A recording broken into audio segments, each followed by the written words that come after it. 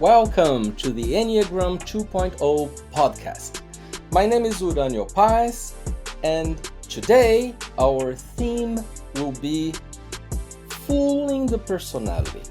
First of all, I need to say that most unfortunately today I'm not with my good friend Beatrice Chestnut, who is traveling in Egypt in a wonderful Egyptian trip that Russ Hudson does every year for 3 weeks. B is having an amazing time in her studies about the ancient roots of the Enneagram while traveling through Egypt. So I'm afraid that today you will need to be with me only and bear with my poor English. I'm sorry in anticipation in case I say funny things. And it's a pity I don't have my friend here, B, to correct my English because I always like to know when I'm saying something silly and when I like to learn, actually, as a good five. So I decided to talk about a theme that I learned back when I was at a Gurdjieffian fourth way school. Gurdjieff, again, is the main pioneer of the Enneagram, the first one who brought the Enneagram to the West, more specifically to France, also other countries. He traveled a lot, but as a Russian of Armenian origin, he traveled the whole world and developed a method based on the Enneagram, but also very comprehensive when it comes to techniques of inner work. Gurdjieff was a very, very important spiritual master who taught the most amazing things. And by the way, I really recommend the books by Gurdjieff, a few, but also books written about Gurdjieff work, like from Ouspensky, one of his earlier disciples. But Gurdjieff had did the fourth way, like he had as a line of work and his school called the fourth way, and the fourth way meaning that he would work with the three centers at once, not only with one, the three centers of intelligence, and seek for all of us to develop in all three centers, head, heart, and body. So the first way is called the way of the fakir, which is the way of the body, control of the body. Then the second way, the way of the heart, like in Eastern religions, Jewish tradition, Islam, and Christianity, like devotional work and feeling all the connection to spirit. And then the head control, the mind, the control of the mind is the third way, the way of the yogi. The second way is the way of the monk. The first is the way of the fakir. And the third way, the way of the yogi, is like meditation in which I control my thoughts. I don't go along with the thoughts by having a good mastery of what goes on in my mind. So, what is the fourth way? Fourth way by Gurdjieff is let's do a little bit of all three, mixing them up in a curriculum that is not predictable so that our personality doesn't adapt and gets caught in ways that are more surprising, because we need to surprise personality. And then Gurdjieff said this thing about surprising personality implies fooling personality, like playing tricks to personality and making sure that personality understands who's in charge. So I am in charge, not you, dear personality. So, see, one thing here that is very central is to understand that we are not our personalities. So we separate. I talk with you, personality, and I'm going to tell you what to do. I am your boss, right? So, who's the one speaking with personality? Interesting question. It's certainly a more evolved part of me, closer to essence, and not as conditioned as the personality part of me is. So we are not our personalities. We are not those type descriptions that we see in most books and other podcasts. We are much more than that. And we are essence. And when we are in this better and higher self, we can talk to our lower self and discipline somehow that lower self. And disciplining the lower self means saying that I'm in charge. Personality, you are not in charge. I am. So follow me, obey me. But if we confront personality in a harsh way in the beginning of our path, personality will win the fight because it's still too strong. The personality drives are still taking all of the space and they are not willing to negotiate. So we cannot confront personality. We need to sort of befriend it. But according to Gurdjieff, it's not only befriend, we need to fool personality, which is a quite interesting concept. And I'll make sure that I explain it today. Now, later on the path, it's important to confront personality. But then it will be a moment where we will have more will and more strength to do so and to win the battle. And it's very important. Never trust a line that says that it's befriending and befriending only until the end, because that is in the beginning. In a second moment, if we don't confront, we don't go beyond a certain point. So the remedy needs to change as we go. But let's talk about a remedy for the first stage. Just very smart. It's, and Gurdjieff would say, it's the way. Fourth way is the way of the smart man. It's the way of the smart person, because we use tricks. We use some interesting maneuvers to deal with our dear personality. So, what is it? What is fooling personality? Here's what it is. It's like I have done a meditation retreat. I have come to a Chestnut Pies Enneagram retreat. Or I have had a very good therapy session in which I really achieved a way better understanding in an inner state that is amazing.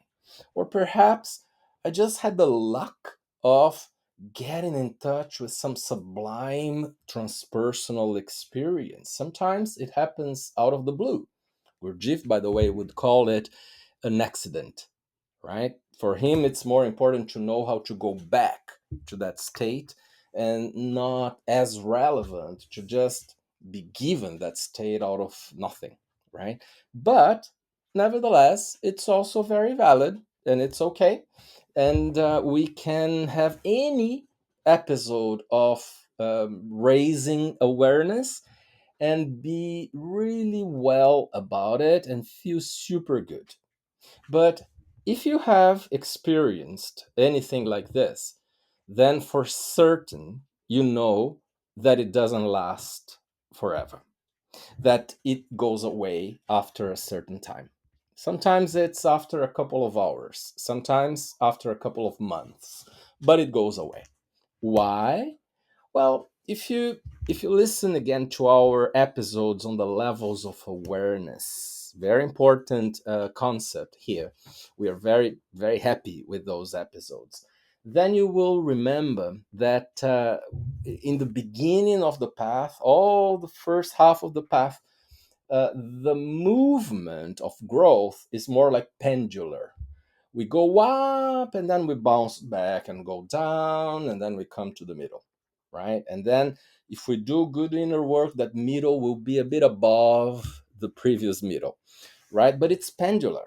So when I expand my awareness, I fall down.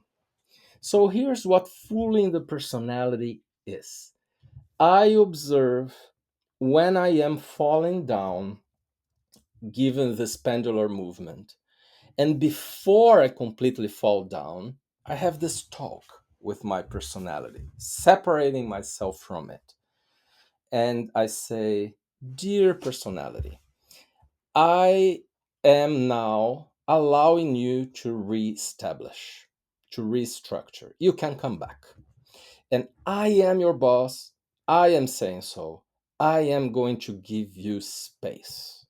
So you may come back to do your stuff, your things, your script, and I won't complain.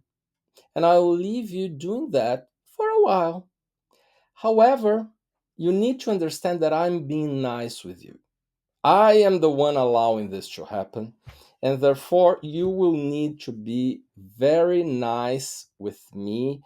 Also, in this reciprocity, we are here negotiating, and that means that when I need to do, or when I decide to do more work like this, meditation, Enneagram therapy, spiritual work, and I get in touch again with that state like I was in, or other kinds of states, you will not complain.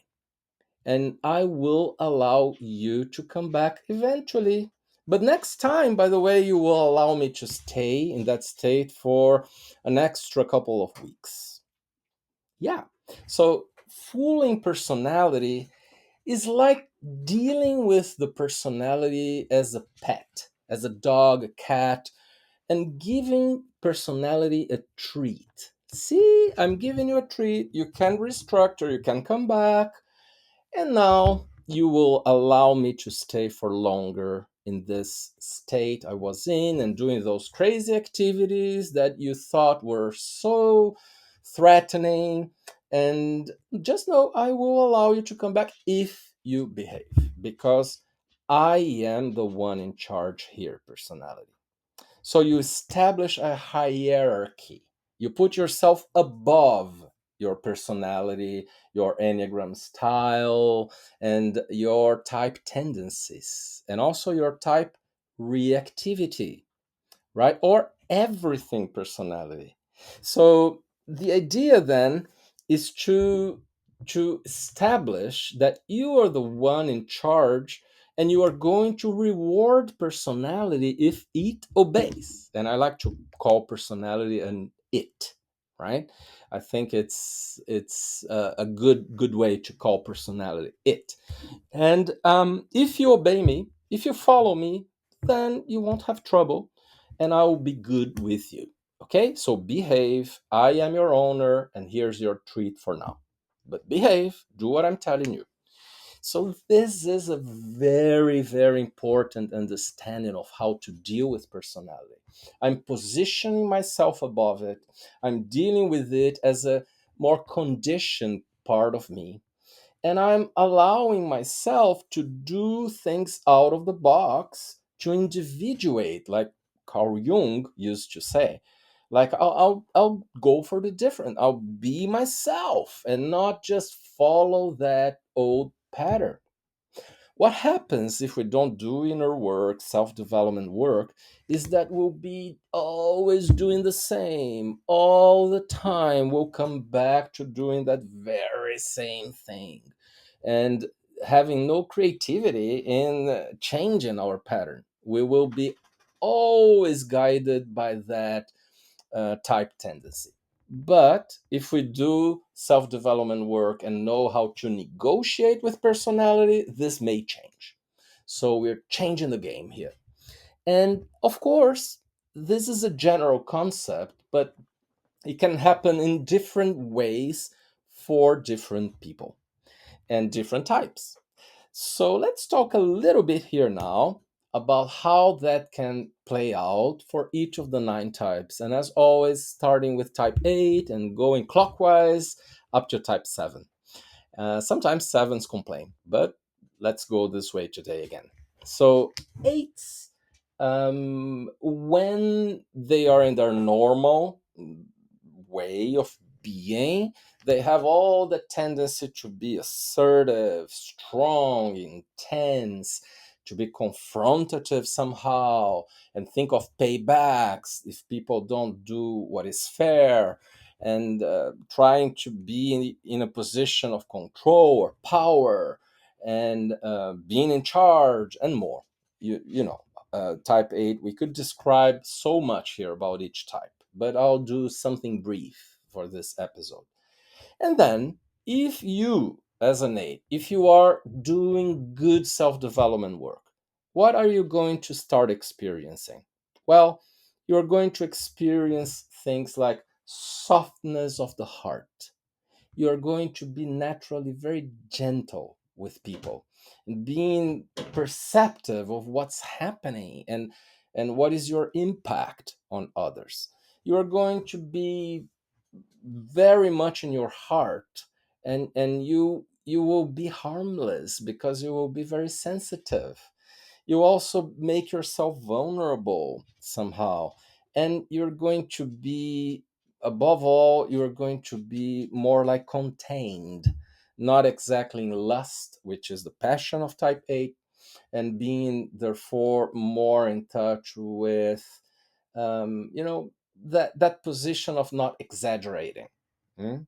And then an 8 being there is doing wonderfully, but this too shall pass. This is a Sufi saying that we don't stay there forever. And this will change, and 8s will bounce back and start getting triggered again, feel that irritability, that need to be more expanded and just react to unfairness. And then when 8s observe, and self-observation here is key, when 8s observe that that's starting to happen, what to do? Well, what to do is simple. Just say personality, lust, vengeance, passion and fixation of personality. My 8 personality, come here. I am calling you. I am your boss. And I am going to allow you to come back. See how good I am? How nice I am with you? How understanding I am of you? I'm allowing you to come back. So you may go be intense again. You may even go do something about that injustice happening out there. Or you may just, answer this email in a way that's more direct. Or whatever you want to do that is more like the normal 8 personality style. I am allowing you to do that. Come back. Feel free to be yourself for a while. Don't exaggerate, don't do much, don't be aggressive, but you can do this and that. Okay? You'll be happy. See how I'm making you happy? Okay, so here's the deal though. Next time when I feel the same way, or when I have other sorts of different experiences, you are going to let me stay for a couple of weeks extra. You're going to respect that space and not reclaim your space back fiercely, because otherwise I won't give you a treat anymore. Do you understand? I am in charge and I'm super nice with you, so you'd better cooperate. So, this is Gurdjieff's concept of fooling personality. And then come back and do all of that. And then I come back to middle, but a better middle than before.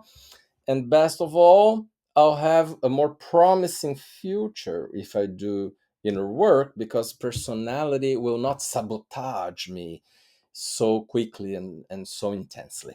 Okay, next time. That's the idea.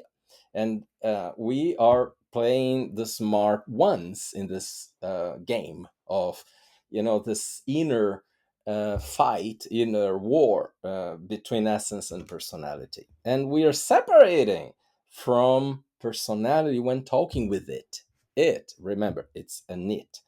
So nines, when nines are in their normal, they are like going along to get along, and they don't say no, they don't go against, and they don't prioritize themselves, they forget about themselves, they don't start stuff that will really make a difference, they become more operational in whatever's already happening, and they are nice and calm, relaxed, and going with the flow. They may do a lot, but they're really not taking the lead of their own lives, right?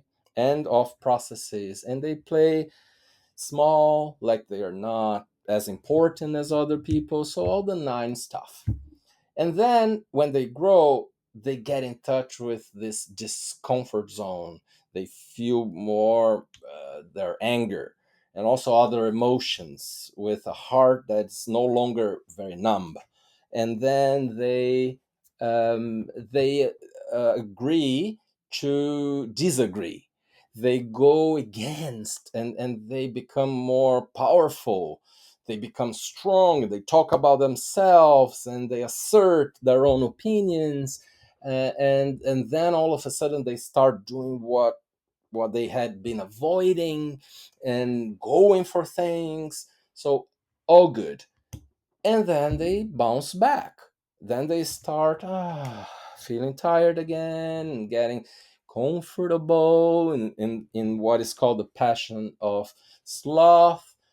And then what nines can do is, come here, sloth, come here, dear personality. It's okay, you can come back because I am allowing you to. So you can relax, you can go distract yourself, do something less important.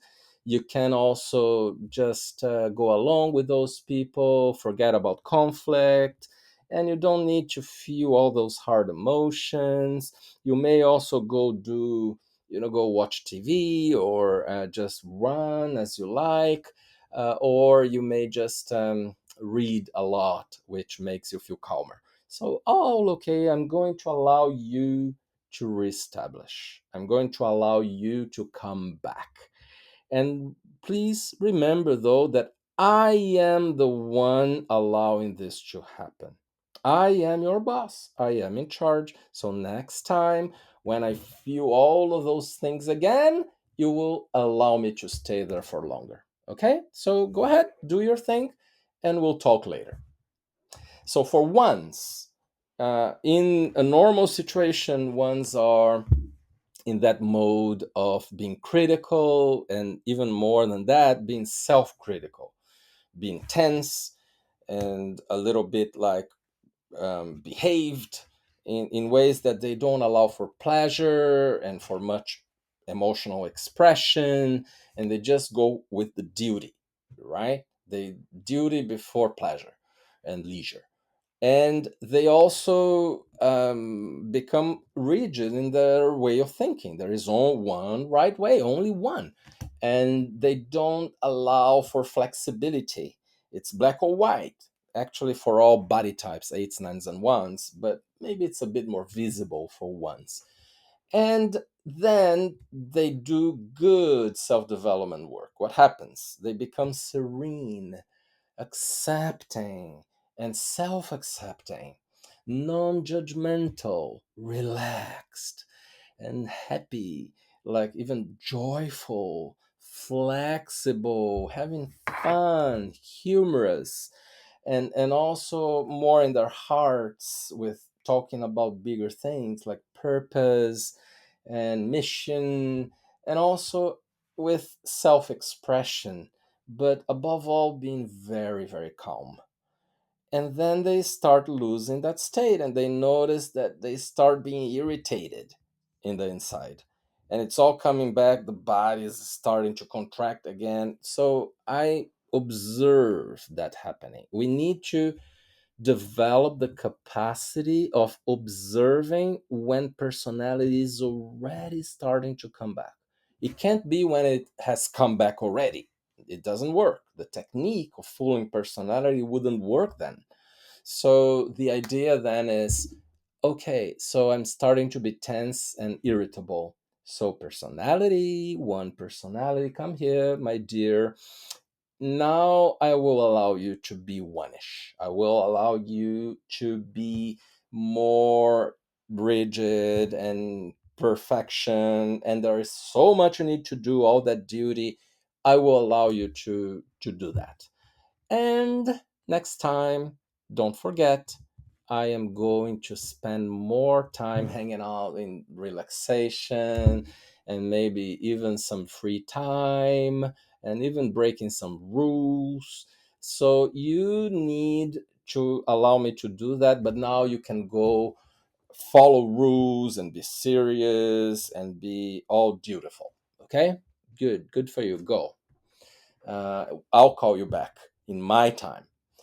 So for choose, the similar thing would be in normal situations. Choose would be like, well, I'm nice, I'm happy, I'm cute, or I'll seduce you. You like me. I'll do things that you like, and I will really make sure that I adapt to you, and I'll do things for you, and then you will value me, and you will know how much I can dedicate of myself to you.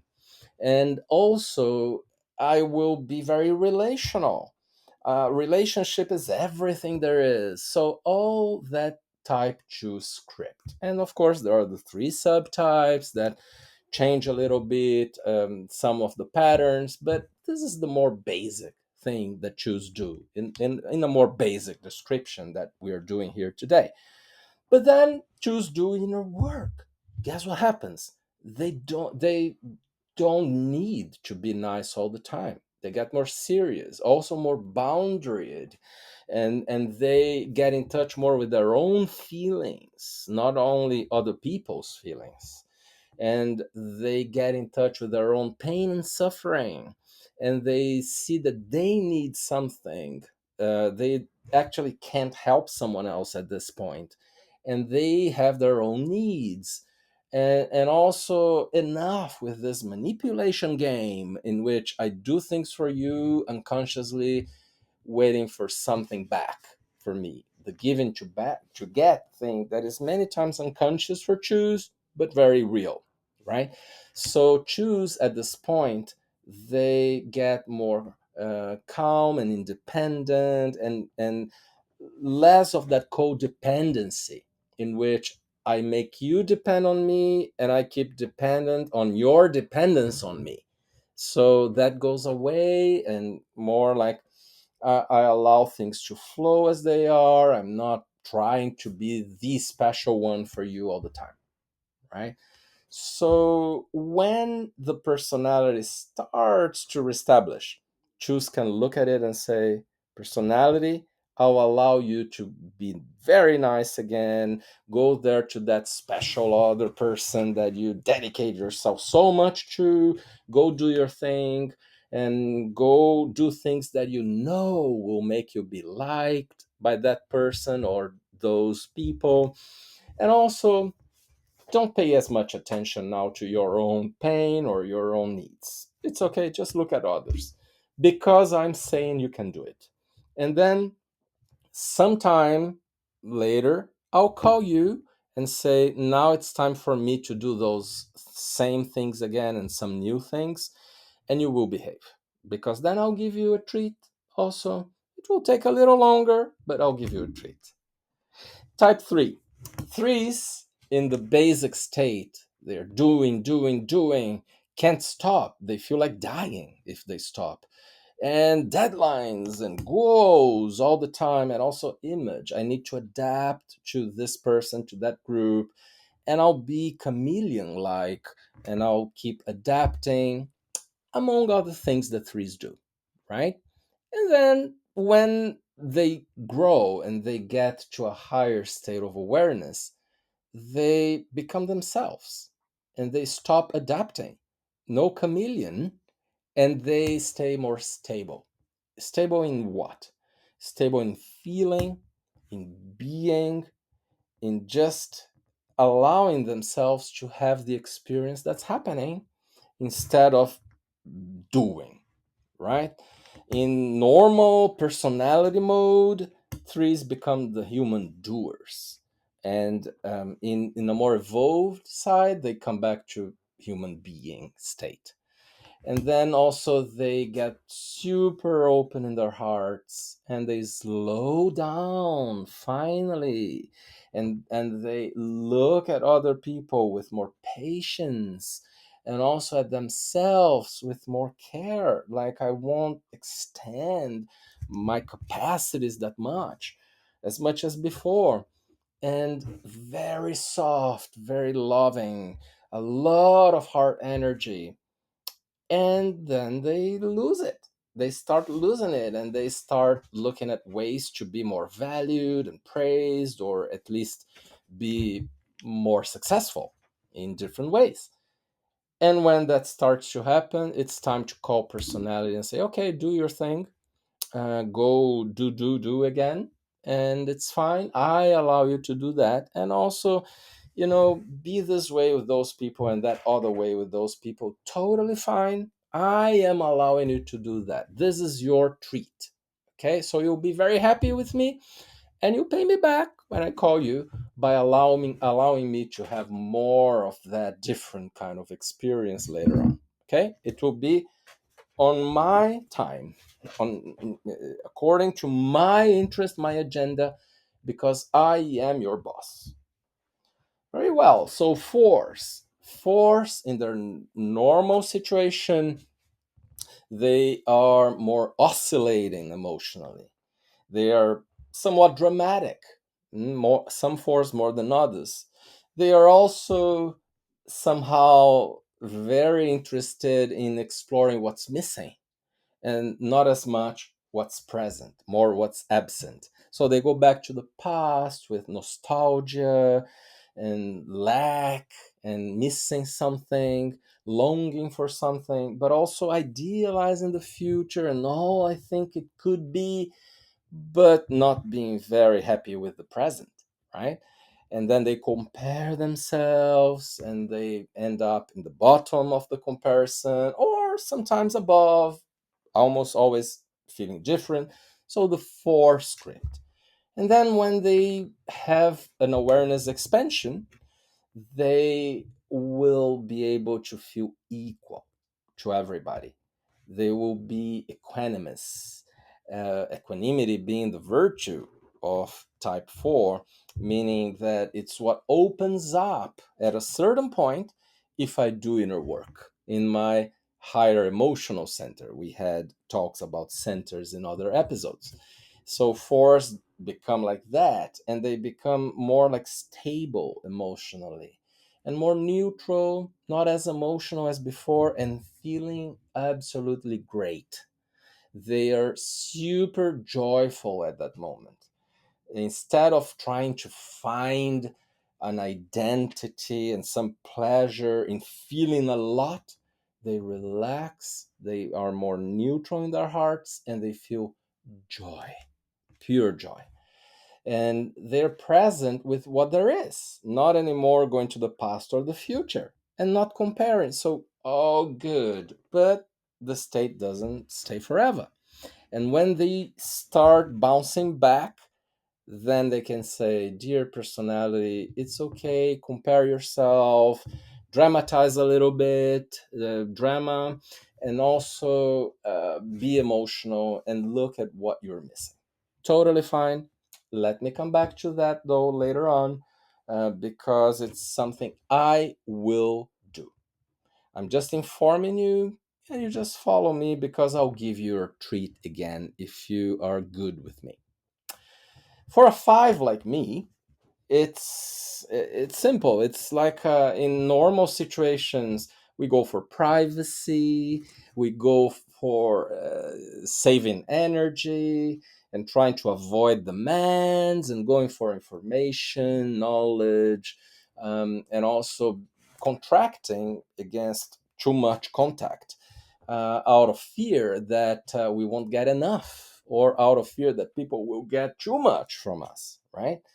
And then fives will do something else, which is they will explore only the territory of the mind and not the heart, not the body. Like the body is just a support for this important thing called the head, right? This is five personality in some very basic things.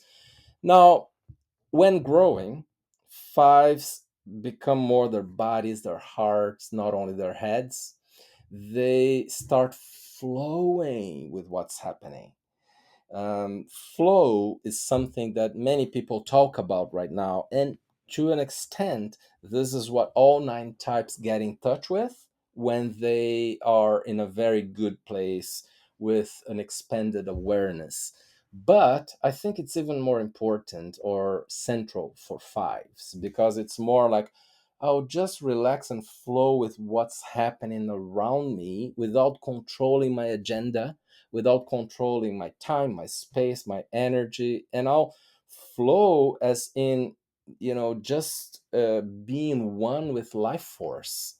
So I won't save, I won't make sure that I have time for myself, I'll just flow. And fives at this point also open their hearts without hoarding things inside, without having expectations, and without controlling. And they start just being in that wave that's typical of good relationships, and good relationship with life and with self, right? So they are in that, and then it will come back to needing to save time, to privacy, to containing oneself, and more. And then the idea is, okay, personality, I allow you to do that. And then I'll get back to my new flow of life later on. If you behave, I will give you a treat again. Now, your treat will be go be alone, go explore more knowledge or information. You don't need to flow, you can just rest, and you can be more mental. Think about everything, overthink even. For sixes, the normal situation or position is, let's do this analysis of all risks possible. Let's see all possible scenarios, but only that sixes don't do the optimistic, medium, and pessimistic scenarios. They do the bad one, the truly pessimistic one, and the catastrophic one, right? So it's like they will do all that scanning of the environment to see all potential hazards and problems, and then they will find problems and be the problem solvers, but then also become problem seekers, right? And then it will be hard because they will get anxious and fearful, but it would be even more anxious not to think of problems. Oh, so all the six stuff. And then they do inner work, and they get in touch with the body, get in touch with the heart, and not only the head. And they push away all those worst case scenarios, and they feel grounded, they feel strong and relaxed. Relaxed, yes. Such an important thing for sixes, relaxation. And then they decide that they can go ahead without having certainty. Let me stop procrastinating and just do. Let me push myself to action so that I stop just playing playing safe. And this way, I will allow myself to just also flow with life and with what's happening at the moment without much anticipation. And I feel great by doing that. However, I can't stay there forever, and I start feeling triggered again and anxious, fearful. And I start coming back to my head and think, and overthink. At that point, before I get to bed, I say, okay, six personality, I know you well, and I welcome you back. You can go think of problems, do problem solving, and it's better if you don't trust that person or even yourself that easily. Okay, so do all your things, and also you can remember to be contrarian. Like if people are too optimistic, you need to show the other side. If people are too pessimistic, you also show the other side of being more optimistic. So you be the contrarian. It's all fine. Come back. You are okay. I accept you. Come back. And I will do more meditation, more Enneagram work. Above all, I'll be more in my body and my heart. And I will push the head content away a bit more and not be just heady. And I won't overthink in the future. So I'm telling you, you do your thing now, but then I'll do that again. But if you allow me to, I'll give you another treat. I'll let you, lose trust and be anxious again and go to problem solving mode again. But it's time for you, then there's time for me. And finally, sevens. Sevens will um, talk to their personalities this way. First, they are all flexible, doing all sorts of things all at once, a little bit of everything, which is gluttony, the passion for type 7. And they will be mostly happy and positive and avoid hard conversations and feeling difficult stuff, and be very lively, entertaining of self and others, and then creative, having all sorts of ideas. And then doing good self development work, they will get more sober, as in being grounded and doing one thing at a time and going to the end without opening doors and windows. And they will also make sure that they are serious, that they are not just having fun all the time. They are not going for desires, they postpone rewards. And they will be more at the moment, at the present moment, and not just fantasizing about the future. They will also be more dedicated to the heart and to the instinct, the gut, not only to the head. And as seekers on the path, they will also do things that are good for them, even though personality doesn't like them. Like, for instance, meditate, to just have discipline and more. And they will look outside to other people with more empathy and more. So when sevens are doing this great, they will be elevated, but then they will miss the state, lose the state, as it happens with all of us. And all of a sudden, they will be again in gluttony, in multiple choices, a little bit of everything, and then having fun, avoiding displeasure, dissatisfaction, and also avoiding pain and suffering. When they are starting to bounce back and get there, they have a talk with personality again. Dear personality, I'll allow you to be just positive and have fun. I'll allow you to go for different things at a time, and to open up new ideas and do brainstorm after brainstorm, by the way. So I'll allow you to do all these things that you like. But you will remember that I will come back to doing these other things that are now of my interest, of being more at the moment, in the present moment, and being more sober. And you will not complain, and I'll do that for a little longer. And if you behave, I will reward you again, allowing you to come back for a while to your natural mode. So I think you get the picture of this very interesting technique called fooling personality. I think it's also a good way to understand how to do inner work in general. Like, we shouldn't confront personality too soon, but it's also not just understanding and accepting it.